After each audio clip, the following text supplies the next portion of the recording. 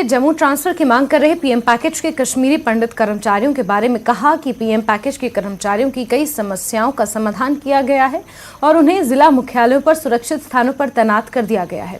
उनके प्रमोशन से जुड़े सभी मसले सुलझ गए हैं। आवास की समस्या है, इंतजाम किए जा रहे हैं।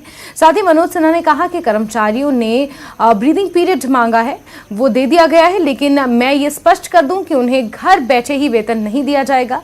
साथ ही एलजी ने स्पष्ट किया कि आरक्षित श्रेणी के कर्मचारियों को जम्मू स्थानांतरित नहीं किया जा सकता क्योंकि वो जिला स्तर पर कश्मीर में तैनात हैं। सार्वजनिक रूप से आज कहना चाहता हूं ताकि उनको भी ये मालूम हो जाए। उन्होंने मिल करके व्यक्तिगत रूप से मुझसे इन लोगों ने कहा था कि हमें थोड़ा ब्रीदिंग पीरियड दे दीजिए।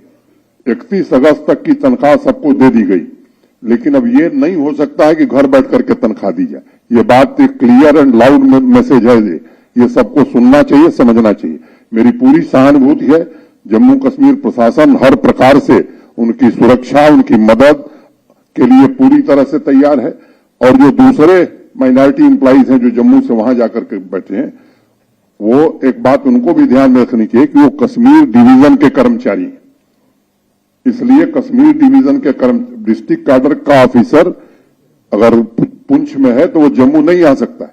अगर कश्मीर डिवीजन का एम्प्लॉय है तो वो जम्मू नहीं आ सकता। इस बात को सबको समझना चाहिए। फिर भी मैंने ये कहा कि हमारे पास कोई ऐसी पॉलिसी नहीं। एक कमेटी चीफ सेक्रेटरी साहब ने बनाई है। संयोग से जो पहले उस कमेटी को हेड कर रहे थे उनका स्थानांतरण हो गया। वो कमेटी विचार कर रही है। मैंने उनको भरोसा दिया है कि अगर कोई गुंजाइश होगी तो एक नीति भी हम बनाने की कोशिश करेंगे। और खबरें अभी और भी हैं, लेकिन